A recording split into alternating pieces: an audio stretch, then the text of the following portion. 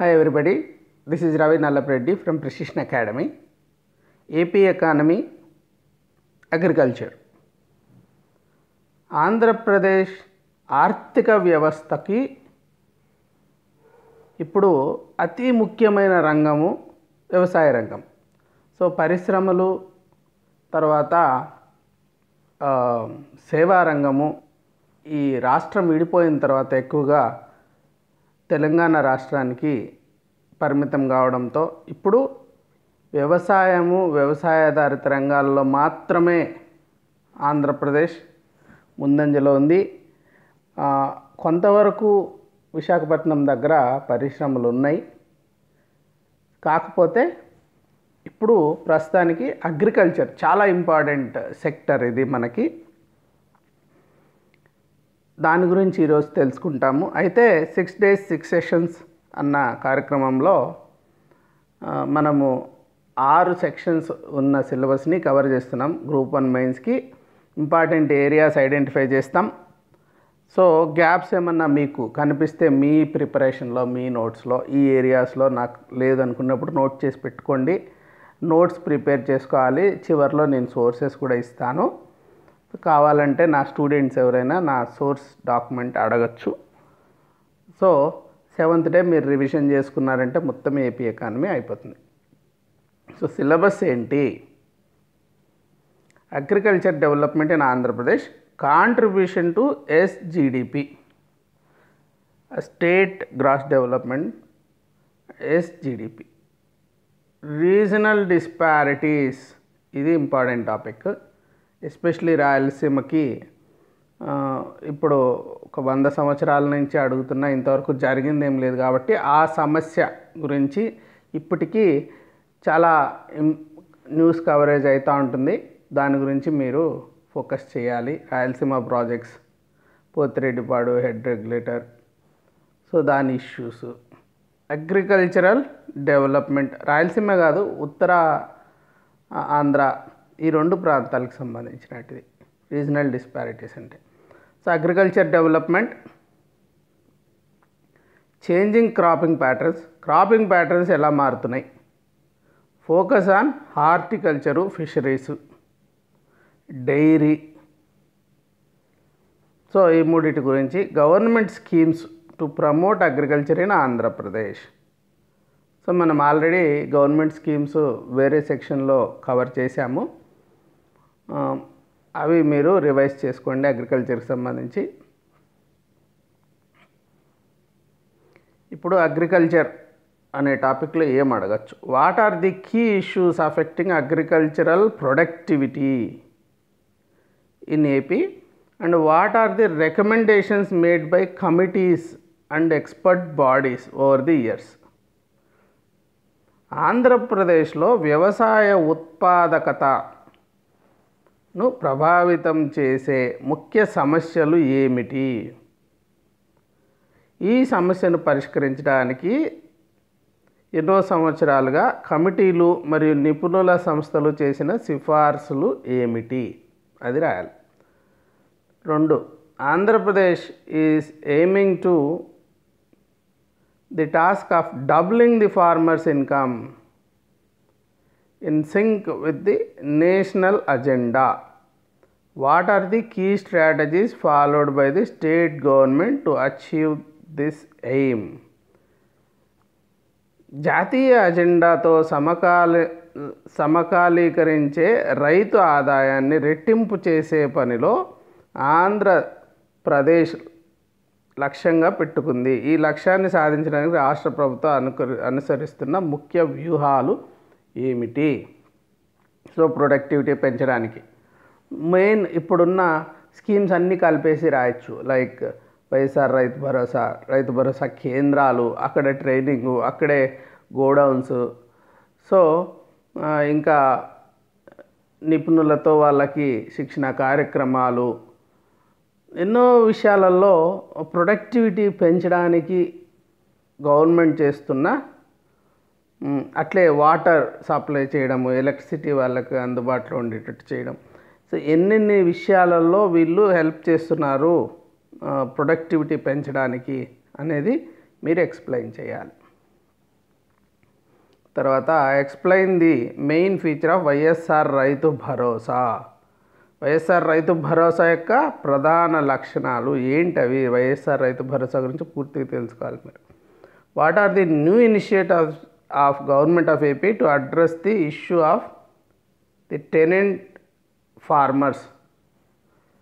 కౌలుదారు రైతుల సమస్యలను పరిష్కరించడానికి ఏపీ ప్రభుత్వం చేస్తున్న నూతన కార్యక్రమాలు ఏమిటి? అది ప్రీవియస్ ఎకనామిక్ సర్వేలో మీరు చూడొచ్చు. What are the commitments of the government of AP to the farmers under Navaratnalu. నవరత్నాల కింద రైతులకు ఏపీ ప్రభుత్వం చేసిన హామీలు ఏమిటి? సో ముఖ్యంగా జలయజ్ఞం అనేది ఒక హామీగా చూడొచ్చు మనం ఇక్కడ రైతులకు సంబంధించి. తర్వాత give a brief note on the objectives, focus areas, procedural guidelines, approach and action plan of పొలం పిలుస్తోంది స్కీమ్. ఇది కూడా ఎకనామిక్ సర్వేలో చూడొచ్చు. సో ఏపీలోని పొలం పిలుస్తోంది పథకం యొక్క లక్ష్యాలు, ప్రధానాంశాలు, విధానపరమైన మార్గదర్శకాలు, విధానం మరియు కార్యాచరణ ప్రణాళికపై సంక్షిప్త గమనిక. Write about the following schemes implemented in AP. Soil health card scheme, integrated nutrient management scheme.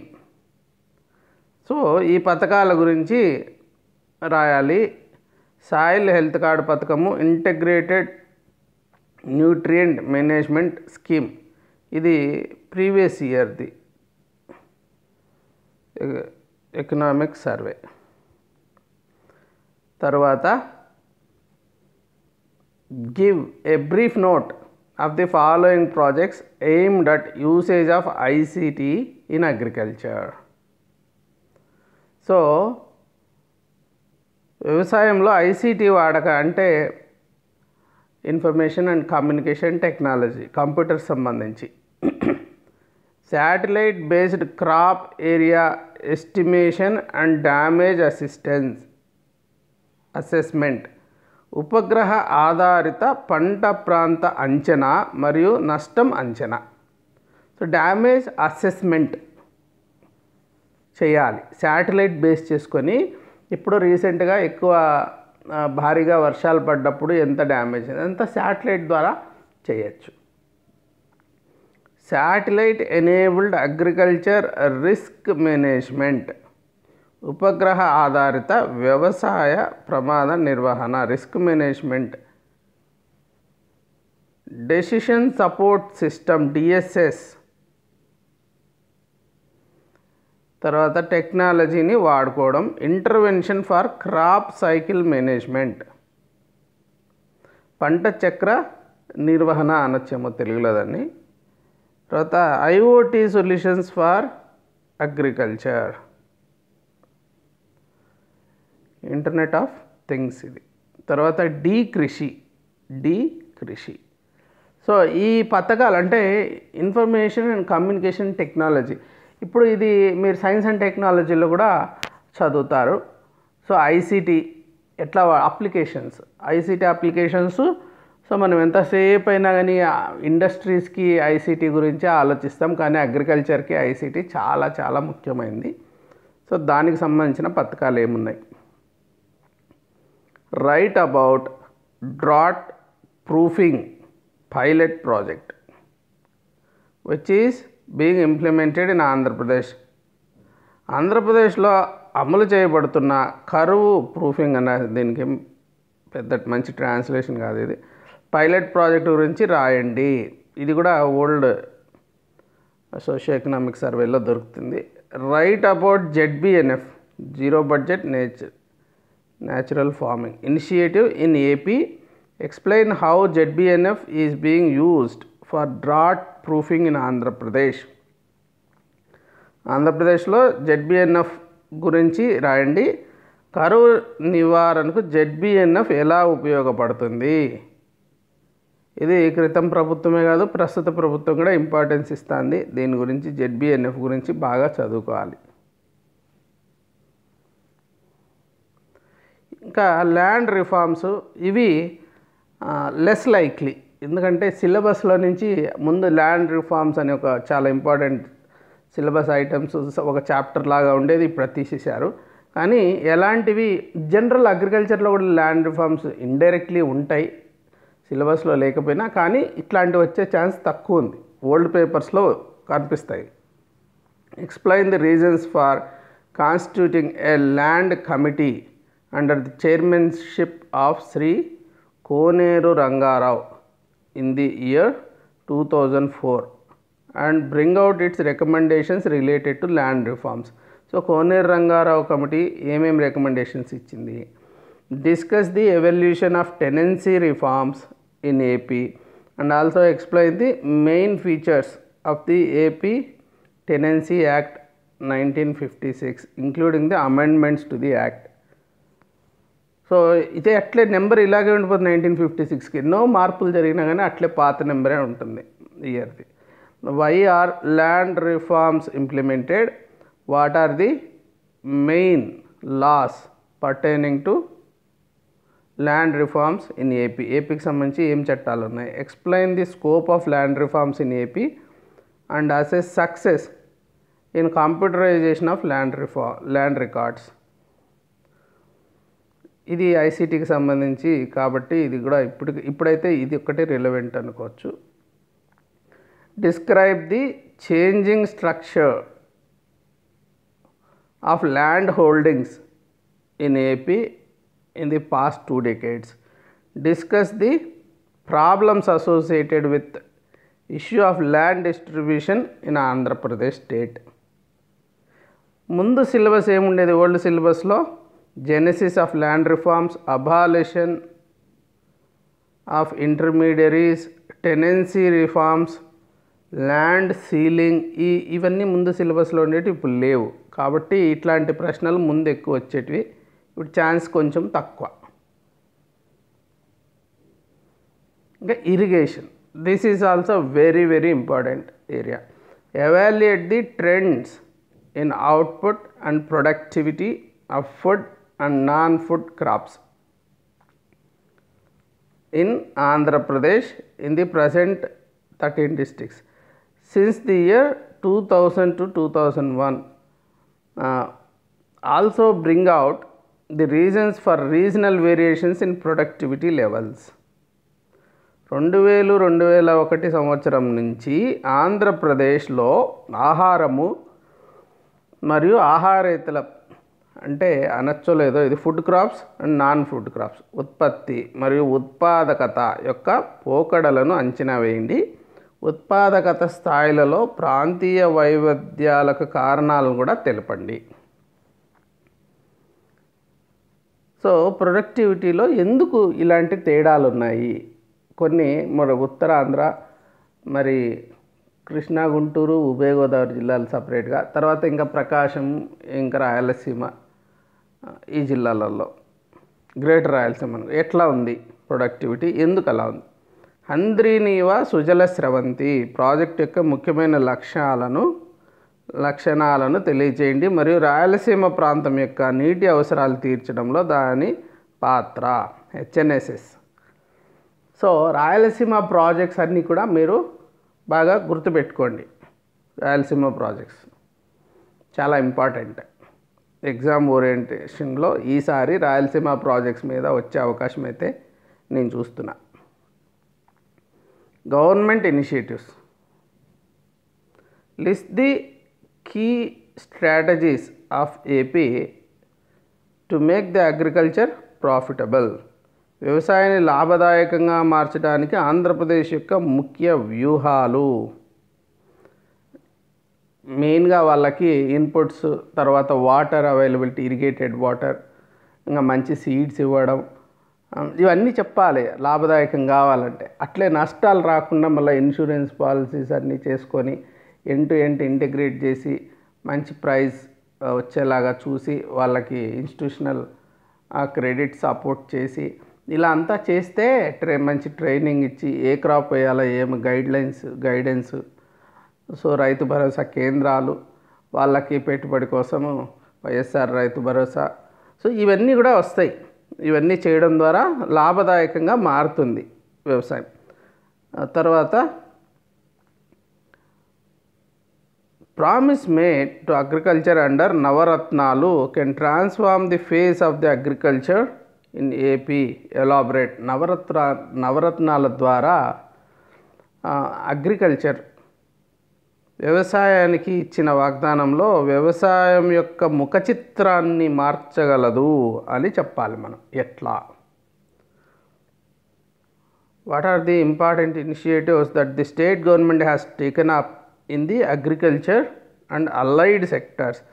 So వ్యవసాయ మరియు అనుబంధ రంగాలు అంటే మీరు ఈ అనిమల్ హస్బెండరీ ముఖ్యంగా తీసుకోవాలా, అలాగే హార్టికల్చర్, ఇంకా సెరికల్చరు, కొంతవరకు ఫిషరీస్ కూడా చెప్పచ్చేమో. సో రాష్ట్ర ప్రభుత్వం చేపట్టిన ముఖ్యమైన కార్యక్రమాలు ఏమిటి ఈ రంగాలలో? సో కార్యక్రమాలు, దాంతోపాటు వీటన్నిటిలో గ్రామ సచివాలయము, ఎందుకంటే agriculture assistant, fisheries assistant, sericulture assistant, animal husbandry assistant, so మీకు హార్టికల్చర్ అసిస్టెంట్ 5 మంది వస్తున్నారు ఇప్పుడు గ్రామ సచివాలయం పరిధిలోకి. వీళ్ళు అన్ని 5 డిపార్ట్మెంట్స్ని అక్కడ తీసుకొస్తున్నారు. ఆ డిపార్ట్మెంట్స్ ద్వారా రైతులకి సహాయం జరుగుతుంది. సో దాన్ని కూడా మనము ఇక్కడ హైలైట్ చేయాల్సి ఉంటుంది. మేజర్ ఇనిషియేటివ్ అది. ఇంకా డిస్పారిటీస్ అండ్ క్రాపింగ్ ప్యాటర్న్స్ చూస్తే, what is the contribution of agriculture sectors to SGDP in Andhra Pradesh. ఆంధ్రప్రదేశ్లో ఎస్జిడిపికి వ్యవసాయ రంగం అందించిన సహకారం. ముందు ఓవరాల్ అంటే కంబైన్డ్ స్టేట్లో అగ్రికల్చర్ మరి కాంట్రిబ్యూషన్ తక్కువ ఉంది ఎస్జిడిపిలో. ఇప్పుడు పెరిగింది అది, ఎందుకంటే ఇండస్ట్రీస్ తగ్గడం వలన, తర్వాత అలాగే సర్వీసెస్ తగ్గడం వలన, హైదరాబాద్ పోవడం వల్ల. Explain the regional disparities in irrigation and agricultural development in the state of AP. రాష్ట్రంలో నీటిపారుదల మరియు వ్యవసాయ వృద్ధిలో ప్రాంతీయ అసమానతలు. సో ఈ రీజనల్ డిస్పారిటీస్ ఇన్ ఇరిగేషన్, ఇది మనకు ఇంక్లూజివ్ గ్రోత్లో కూడా మనకి ఇంపార్టెంట్. ఇది ఎస్ఏలకు కూడా చాలా ఇంపార్టెంట్. కాబట్టి మీరు కంపల్సరీగా రీజనల్ డిస్పారిటీస్ని అర్థం చేసుకునేలాగా స్టాటిస్టిక్స్ అన్నీ కలెక్ట్ చేసుకోండి.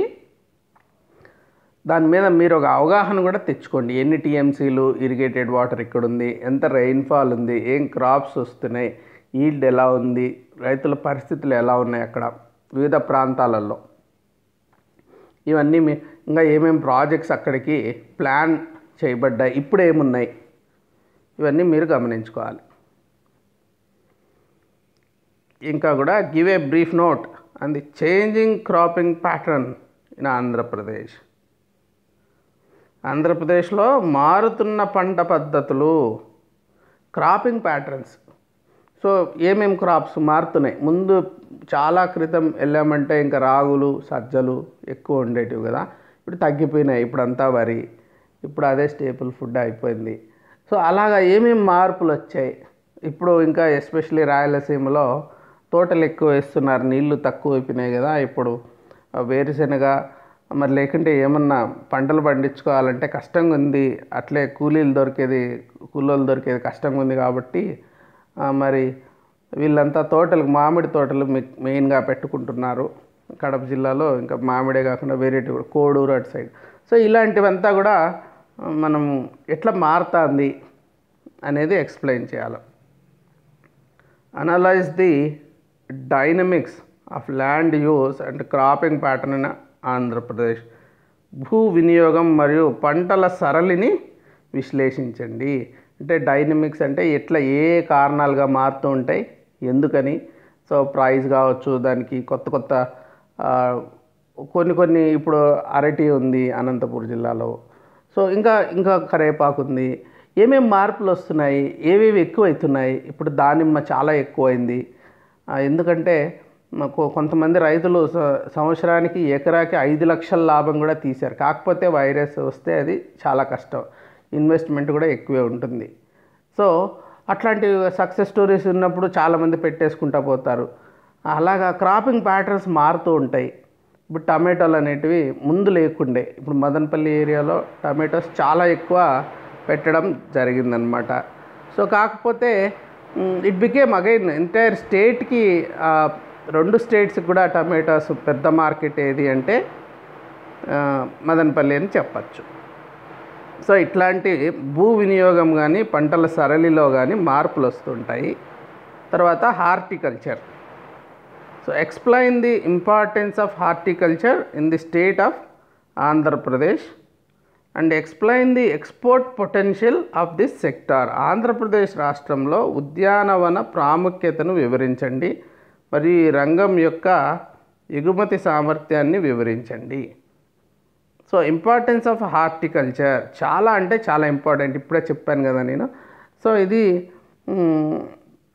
రెగ్యులర్ క్రాప్స్ మనకి వీలు కానప్పుడు హార్టికల్చర్ క్రాప్స్, దానివల్ల మళ్ళీ మనకి ఇప్పుడు మామిడి చెట్లు ఎక్కువ పెట్టేసామనుకోండి, అలాగే గ్రీనరీ పెరుగుతుంది, మరి పొల్యూషన్ కంట్రోల్ అవుతుంది, లంగ్ స్పేస్ లాగా పనిచేస్తుంది అది, అలాగే వర్షాలు బాగా పడే అవకాశం ఉంది. సో ఆ రకంగా చాలా మంచి విషయం అన్నమాట ఇది. ఎక్స్ప్లెయిన్ ది ఎక్స్పోర్ట్ పొటెన్షియల్, ఈ సెక్టర్లో ఎక్స్పోర్ట్ పొటెన్షియల్ ఎంత ఉంది. సో ఇదంతా ఎక్స్పోర్ట్ మెయిన్గా ఇప్పుడు ప్రాబ్లం ఎక్కడ వస్తుందంటే అక్కడ పెస్టిసైడ్స్, ఫెర్టిలైజర్స్ ఎక్కువ వాడతాం కదా, కాబట్టి ఎక్స్పోర్ట్స్ మనవి కష్టం. దానికి మొత్తం టెస్ట్ చేస్తారు, మొత్తం లాట్ అంతా రిజెక్ట్ చేసేస్తారు. అక్కడికి పోయిన తర్వాత కూడా అమెరికా ఇట్లాంటి దేశాలకు పంపాలంటే అది ఆర్గానిక్ ఫార్మింగ్ చేసామంటే వీలవుతుంది, కానీ ఆర్గానిక్ ఫార్మింగ్ జరగట్లేదు ఇప్పుడు. అంతేకాదు ఈ ల్యాండ్ తర్వాత వాటర్లో కూడా ఇవి ఎక్కువ కలిసిపోయి ఉన్నాయి కాబట్టి ఇప్పుడిప్పుడే కుదరదు, చాలా సంవత్సరాలు పడుతుంది. చాలా సంవత్సరాలు ఆర్గానిక్ ఫార్మింగ్ చేసి ఆ చుట్టుపక్కల కూడా ఎక్కువ మంది ఫాలో అయితే అప్పుడు ఎక్స్పోర్ట్స్ ఈజీ అవుతాయి. పల్ప్ కానీ ఇట్లాంటివన్నీ ఎక్స్పోర్ట్ చేసుకోవచ్చు. మ్యాంగో, ఇప్పుడు టమాటో పూరి మన ఏపీలో దొరికే టమాటోస్ వర్కౌట్ కావు, చైనాలో వాటికే ఎక్కువ వస్తుందన్నమాట అది టమాటో ప్యూరీ. సో ఇట్లాంటివి మనము పొటెన్షియల్ చాలా ఉందన్నమాట. What are the key achievements in the field of horticulture in the state of Andhra Pradesh? Andhra Pradesh రాష్ట్రంలో ఉద్యాన రంగంలో సాధించిన కీలక విజయాలు ఏమిటి? సో ఇవన్నీ కూడా మీరు గుర్తుపెట్టుకోవాలి. ఏమేమి ఇంతవరకు సాధించాము, స్టాటిస్టిక్స్ కావాలి మనకి ఏపీ ఫార్మ్ అయిన తర్వాత. ఇంకా అనిమల్ హస్బెండరీలో AP livestock sector is one sector where the poor contribute to the growth directly instead of getting benefit from the growth generated elsewhere. So పేదలు ఇతర చోట్ల ఉత్పత్తి నుంచి లాభం పొందడం కాకుండా నేరుగా వృద్ధికి దోహదం చేయడం ఏపీలో పశు సంవర్ధక రంగం యొక్క ప్రత్యేకత. ఎందుకంటే పేదలందరి ఇళ్ళల్లో ఎవరింట్లో అయినా చూడండి ఆవులు ఉంటాయి, గేదెలు ఉంటాయి. సో ఇదే వాళ్ళ జీవనాధారం. వాళ్ళకి ఇంకా పంటలు మరి ఏమీ లేకపోయినా ఒక ఇల్లు ఉంది, కొంచెం ప్లేస్, పల్లెల్లో ప్లేస్ ఉంటుంది కదా ఎట్లయినా, సో అక్కడ కట్టేసుకొని ఉంటారు. వాటికి గడ్డి అది ఇది సంపాదించుకొని ఎట్లయినా కానీ బతికించుకుంటారు. వాటిని పాలు వస్తుంటాయి ఒక్కొక్క దానికి. ఇప్పుడు గేదెల్లో దాదాపు 10 లీటర్ల దాకా ఇచ్చే అవకాశం ఉంది. వాటితోనే బతుకుతున్నారు. 3 ఆవులను పెట్టుకుంటారు, 3 గేదెలను పెట్టుకుంటారు, ఒక 10 లీటర్లు వస్తూ ఉంటాయి. సో ఒక 40 రూపాయలు లెక్కేసుకుని 400 వస్తుంది, చాలు, దాంతో బతుకుతూ అంటారు. Animal husbandry from a humble beginning of backyard poultry has grown in to dynamic industry in AP. Explain the 3 important growth factors. మొట్టమొదట అనిమల్ హస్బెండరీ పశుసంవర్ధక శాఖ అంటే మళ్ళీ కాకపోతే మొదట ఏపీలో పెరటి కోళ్ళ పెంపకం అనే దాంతో మొదలైంది. అంతకుముందు అంత లేకుండే. డైనమిక్ ఇండస్ట్రీగా ఎదిగింది. ఈ రంగంలో 3 ముఖ్యమైన వృద్ధి కారకాలను వివరించండి. పూర్వం చూస్తే ఒక 30 ఏళ్ల క్రితం 40 ఏళ్ల క్రితము ఈ ఎక్కువ ఉండేటివి కాదు. ఆవులు, దాని నుంచి పాలు అమ్ముకోవడం, దాంతో జీవనాధారం అనేది జరిగేది కాదు. ఒక ఆవు, ఒక గేదె, మా సైడు రాయలసీమలో ఎనుమంటారు. సో వాటిని పెట్టుకొని ఆ పాలు పిండుకోవడం, అది వాళ్ళ ఇంట్లో అవసరాల కోసం ఉండేది. ఈ కోళ్ళు ఉండేటివి. కోళ్ళు కూడా అంతే, వెనకాల పెరుగుతూ ఉంటాయి పల్లెల్లో. గుడ్లు తింటా అంటారు, కోడిగుడ్లు. లేకుంటే ఎవరైనా బంధువులు వచ్చినప్పుడు కోళ్ళు కోసి వాళ్ళకి పెట్టి వీళ్ళు తింటూ అలా చేస్తుంటారు. ఇది వాళ్ళ పరిస్థితి ముందు. కానీ తర్వాత ఈ నాకు తెలిసినంతవరకు చిత్తూరు డిస్టిక్లో ఈ చిత్తూరు డైరీ రావడము, తర్వాత బాగా రైతులు తాగడం కోసం కాకుండా అమ్మడం కోసము ఆవులు, తర్వాత అవే కొంచెం బతికించడం మొదలుపెట్టాయి రైతుల్ని. క్రాప్ ఎప్పుడు వస్తుందో రాదో తెలియని పరిస్థితుల్లో. సో ఈ గ్రోత్ ఫ్యాక్టర్స్కి కొంచెం హిస్టారిక్ డైమెన్షన్ కూడా అర్థం చేసుకున్నారంటే, ప్లస్ ఎక్కువ పాలు ఇస్తున్నాయి. ముందు నాటావులు ఇచ్చేదానికంటే 1 లీటర్ 2 లీటర్లు ఇస్తాయి. ఇప్పుడు చాలా ఎక్కువ ఇస్తాయి అన్నమాట గేదెలు, ఇది జెర్సీవి. ఇవన్నీ కారణాలు ఏంటి, ఎందుకు ఏ రకంగా మారుతుంది. ఇంకా అనిమల్ హస్బెండరీ విషయానికి వస్తే, right a note on the initiatives and schemes of the state government in the field of cattle and buffalo breed development. పశువులు, గేదె జాతి అభివృద్ధి రంగంలో రాష్ట్ర ప్రభుత్వం చేపట్టిన కార్యక్రమాలు, పథకాలను గురించి రాయండి. Explain having various components of the fodder security policy of AP which is first of it's kind in the country. దేశంలో తనదైన శైలి గల ఏపీ, ఆంధ్రప్రదేశ్ యొక్క పశుగ్రాసము భద్రతా విధానము. పశుగ్రాస భద్రత చాలా ఇంపార్టెంట్. ఇది ఆవులకి, గేదెలకి, ఈ ఎద్దుల ఈ మధ్య మనము మర్చిపోయాము. అయితే పాపము మొత్తము కొన్ని వేల సంవత్సరాలు మనుషులకి సహాయం చేసాయి అవి. సో వీటికి ఆహారం అంటే పశుగ్రాసం. ఇది రాకపోతే పాపము అవి ఆకలితో అల్లమటిస్తూ ఉంటాయి. వాటికి ముఖ్యంగా రాయలసీమలో చూస్తుంటాం పశుగ్రాస ప్రాబ్లమ్స్. గ్రీనరీ లేక అడవులంతా అంతరించి, ఇప్పుడు ముందు అడవులకి తోలుకొని పోతున్నారు 30 ఏళ్ల క్రితము. ఇప్పుడు ఆ చిన్న అడవులు ఉండేటివి ప్రతి గ్రామం దగ్గర సమీపంలో. అవన్నీ లేవు ఇప్పుడు. అక్కడ పోయి అది గడ్డి తినేసి మళ్ళీ తోలుకొని వచ్చేసేటోళ్ళు. ఎప్పుడో ఈ ప్రాక్టీస్ కృష్ణుడు టైంలో నుంచి కూడా ఉంది. పశువులను తోలుకొని పోతూ అంటాడు, అక్కడంతా మేస్తుంటే వీళ్ళు ఆడుకుంటూ పిల్లని ఊదుకుంటూ అలా ఉంటారు. అలాగే ఉండేటివి పల్లెలు. ఇప్పుడు అవంతా పోయినాయి. అట్లా ఫ్రీగా ల్యాండ్స్ ఏమీ లేవు ఇప్పుడు. అంతా దున్నేసుకున్నారు, లేకుంటే అడవులన్నీ అంతరించిపోయాయి. సో కాబట్టి దానికి యొక్క ఇంకా క్యాటిల్ పెరిగిపోయింది, ఎందుకంటే జీవనాధారం అయిపోయింది కదా. పశుగ్రాస భద్రతా విధానం అది వివరించాలి. దానికి గవర్నమెంట్ ఏం చేస్తుంది, give a brief note and implementation of livestock development, management and health care programmes in AP. పశువుల అభివృద్ధి, నిర్వహణ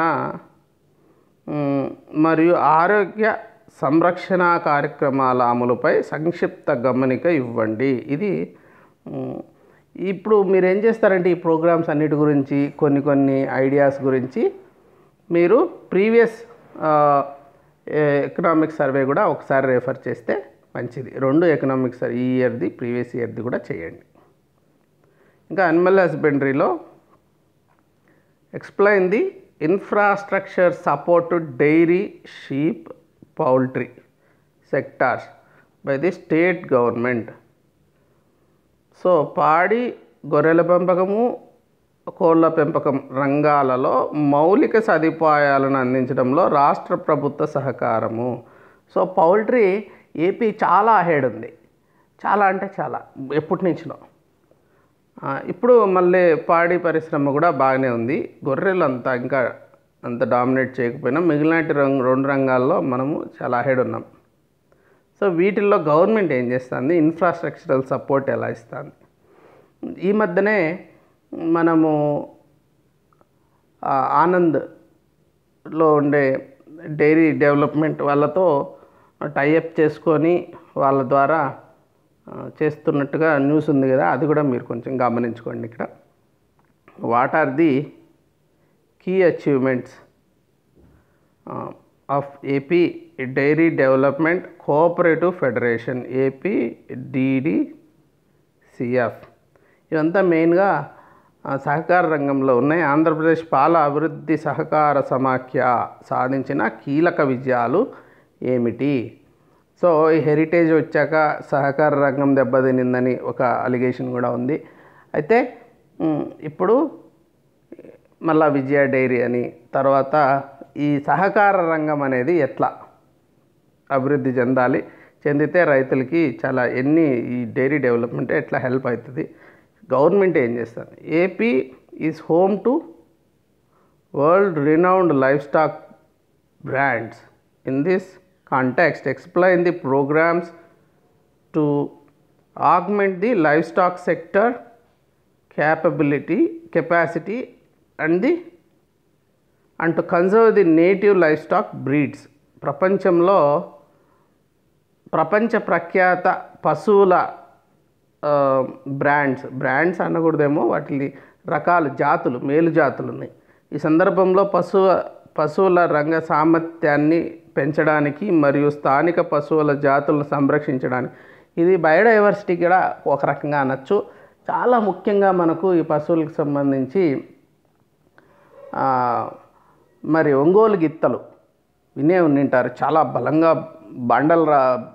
బండలు లాగే పోటీలలో కానీ, సో ఇట్లాంటి వాటిలో కూడా మనం చూస్తూ ఉంటాము. ఎక్కువగా ఒంగోలు ప్రాంతంలో వచ్చేగట్టు ఒంగోలు గిత్తలు అంటారు, చాలా పవర్ఫుల్ అవి. సో అట్లాంటి జాతుల్ని రక్షించడము, వాటి గురించి. ఇంకా fisheries, give a brief note on the fisheries sector in AP. మత్స్యరంగం యొక్క గురించి సంక్షిప్త గమనిక. ఇది చాలా చాలా ఇంపార్టెంట్. ఇది ప్రాన్స్ కావచ్చు, అంటే రొయ్యలు. సో రొయ్యల చెరువులు అంటారు కదా, కోస్తాలో చాలానే ఉన్నాయి రొయ్యల చెరువులు. సముద్రం బార్డర్స్లో ఉంటాయన్నమాట. సో ఈ రొయ్యల చెరువులు, మరి ఇన్లాండ్ ఫిషరీస్, వీటి గురించి ఇప్పుడు నెంబర్ 1 స్టేట్ అది ఫిషరీస్కి సంబంధించి. పెద్ద సక్సెస్ స్టోరీ. దీని గురించి మీరు బాగా స్టడీ చేయండి. What are the key achievements of fisheries sector in the state of AP? Andhra Pradesh రాష్ట్రంలో మత్స్యరంగం సాధించిన కీలక విజయాలు. దానికి ఏ ఫ్యాక్టర్స్ కాంట్రిబ్యూట్ చేశాయి, హిస్టారిక్గా, తర్వాత ఎంత డెవలప్ అవుతున్నాము, ఎక్కడెక్కడికి ఎక్స్పోర్ట్ చేస్తున్నాము, తర్వాత ఇంకా ఏం చేయొచ్చు, ఎంత కాంట్రిబ్యూట్ చేస్తుంది ఇప్పుడు జీడిపికి, ఇట్లాంటివి మీరు అంతా స్టడీ చేయాలి ఫిషరీస్ సంబంధించి. Explain the strategies of AP state government for the promotion of fisheries sector and the action plan for the year 2019-20. మత్స్యరంగాన్ని ప్రోత్సహించడానికి రాష్ట్ర ప్రభుత్వ వ్యూహాలు, 19-20 సంవత్సరానికి కార్యాచరణ ప్రణాళిక. ఇప్పుడు 20-21 రంగానికి అనుకోండి, నెక్స్ట్ ఇయర్కి ఎట్లా మనం ప్లాన్ చేస్తున్నాం. Explain the important schemes and programmes of AP government to promote fisheries. మత్స్యరంగాన్ని ప్రోత్సహించడానికి రాష్ట్ర ప్రభుత్వం యొక్క ముఖ్యమైన పథకాలు, కార్యక్రమాలు ఎలా ప్రమోట్ చేస్తుంది. వీటితో పాటు ముఖ్యంగా నేను ఏమనుకుంటున్నానంటే, వీటన్నిటికీ సంబంధం గ్రామ సచివాలయము అన్న డైమెన్షన్ కూడా మీరు యాడ్ చేసుకొని ఎట్లా హెల్ప్ చేస్తున్నారు. మత్స్యరంగం అనుకోండి, చెరువులు ఉన్నాయి, ఇప్పుడు చెరువుల్లోకి నీళ్లు కాలువల ద్వారా రిలీజ్ చేస్తున్నారు, నిండుతున్నాయి లేకుంటే వానలతో. అది అలాగే వదిలేకుంటే గ్రామ పంచాయతీ దాన్ని ఆక్షన్ వేసి అక్కడ ఫిషరీస్, ఇప్పుడు ఫిషరీస్ అసిస్టెంట్ వచ్చాడు కదా, దాని ద్వారా గ్రామ సచివాలయం ద్వారా వాళ్ళ ద్వారా చేపిస్తే మరి రెవెన్యూ వస్తుంది పంచాయతీకి, అలాగే మంచి పౌష్టికాహారం దొరుకుతుంది గ్రామంలో, అందరికీ మత్స్యకారులకు ఆదాయము దొరుకుతుంది. ఇవన్నీ కూడా మనం కంబైన్ చేయాల్సి వస్తుంది. అంటే అడ్మినిస్ట్రేషన్ ద్వారా కూడా, అంటే గ్రామ సచివాలయం అన్న మెయిన్ ఫ్యాక్టర్ కూడా దృష్టిలో పెట్టుకోండి. ఈ అన్ని రంగాలు గ్రామీణ ప్రాంతాలకు సంబంధించినట్టు కాబట్టి గ్రామ సచివాలయం ప్రముఖ పాత్ర పోషిస్తుంది. ఇప్పుడు ఆ డైమెన్షన్లో కూడా మీరు స్టడీ చేయాలి. ఇంకా సోర్సెస్ విషయానికి వస్తే కొన్ని ఏపీ విజను ఇట్లాంటి డాక్యుమెంట్స్ ఉన్నాయి అగ్రికల్చర్కి సంబంధించి. సో ఇంకొచ్చేసి నీతి వాళ్ళది ఒక ఇన్ఫ్రాస్ట్రక్చర్ అంటే అగ్రికల్చర్ సంబంధించి, ఇంకా రీజనల్ డిస్పారిటీస్ గురించి ఒక ఆర్టికల్ ఇట్లా నాకు కనిపిస్తే ఇక్కడ పెడుతున్నా. చేంజింగ్ క్రాపింగ్ ప్యాటర్న్స్ సంబంధించి ఒక 2 చోట్ల నాకు కనిపించిన ఆర్టికల్స్ ఇక్కడ లింక్ చేశాను. అలాగే ఇంకా సోర్సెస్, ఇంకా బడ్జెట్, డెఫినెట్లీ అన్నిటికీ బడ్జెట్, ఎకనామిక్ సర్వేలో 2 సంవత్సరాలు ఇక్కడ లింక్ చేస్తున్నా. అదర్ సోర్సెస్ ఇంకా బుక్స్ ఇంతకుముందు కూడా చెప్పాను మీకు. సో కొన్ని ఏదో ఒక గైడ్ లాంటిది ఒకటి తీసుకోండి, తెలుగులో కానీ ఇంగ్లీష్లో కానీ. దాంతోపాటు వాటిలో కూడా కొన్ని పాయింట్స్ దొరుకుతాయి బేసిక్గా. దాంతోపాటు ఇంకా ఈ లింక్స్ అన్నీ మీరు స్టడీ చేసుకొని కొత్తగా వచ్చిన లేటెస్ట్ డెవలప్మెంట్స్ ఏమన్నాయి, స్కీమ్స్ ఏమన్నాయి అగ్రికల్చర్కి సంబంధించి. అతి ముఖ్యమైన రంగం కాబట్టి దీని గురించి ఎంత తెలుసుకుంటే అంత మంచిది. సో మీకు అందరికీ దీపావళి శుభాకాంక్షలు తెలియజేస్తూ, సో ఇంతకుముందు మీరు క్రాకర్స్ కూడా సౌండ్ వినే ఉండింటారు. నేను అర్లీ మార్నింగ్ రికార్డ్ చేస్తుంటా, మార్నింగ్ అయినా కానీ దీపావళి రోజు కాబట్టి అది బ్యాన్ అన్నారు, అదన్నారు, ఇదన్నారు. అల్టిమేట్లీ సుప్రీంకోర్టు వదిలేసి బ్యాన్ లేదనింది. సో ఇప్పుడు క్రాకర్స్ విన్నారు. మీరు దీపావళి శుభాకాంక్షలు. ఈ సంవత్సరం మీకు చాలా మంచి భవిష్యత్తు ఉంటుంది. ఎందుకంటే గ్రూప్ 1 మరి గ్రూప్ 2 చాలామంది మన విద్యార్థులకి సెలెక్ట్ అయినారు. గ్రూప్ 1 కూడా ఆల్మోస్ట్ 75% ప్రిలిమ్స్ క్లియర్ చేశారు నా స్టూడెంట్స్. ఇప్పుడు మెయిన్స్ రాస్తున్నారు. చాలామందికి సర్వీసెస్ వచ్చే అవకాశం ఉంది. ఆ వెలుగు, జీవితాన్ని నింపే వెలుగు దీపావళి రోజు వస్తుంది కాబట్టి మీకు అందరికీ మంచి జరగాలి. దీపావళితో మొదలయ్యి ఈ కరోనా కూడా అంతమైపోయి ఇంకా మంచి రోజులు వస్తాయని చెప్పి ఆశిస్తూ సెలవు తీసుకుంటున్నాను. Happy Diwali. Have a good day. Thank you. Bye.